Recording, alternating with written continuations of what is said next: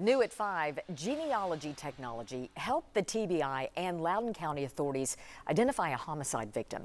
His name had been a mystery since 1985.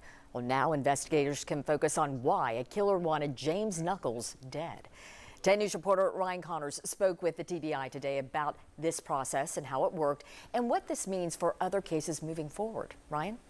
Robin, investigators say if it wasn't for advances in genetic and forensic science, 58-year-old James Keith Knuckles might never have been identified.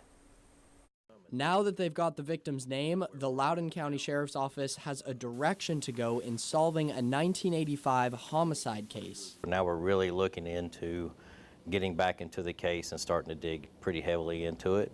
After the man's bones were found along Buttermilk Road in Loudoun County, the biggest mystery was trying to figure out who the victim was.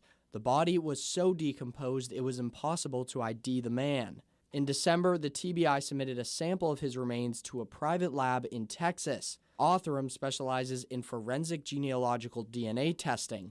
The lab gave investigators leads on possible relatives of the dead man. And we use all that information that they provide us, and then we begin to try to track people down. And then we just start making phone calls or maybe going knocking on doors depending on where it's at. And I usually start those phone calls with, "This is going to be a strange phone call."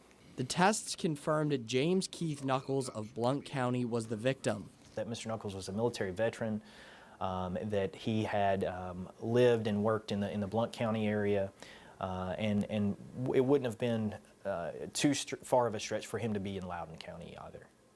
Loudoun County hopes the discovery of Knuckles' identity will lead to people coming forward with new information about his life and what happened to him. There's people that are alive now that know the story probably of their loved one going missing, and now we can hopefully answer those questions that they may have as well. TBI agents say this new DNA testing ability is a game changer.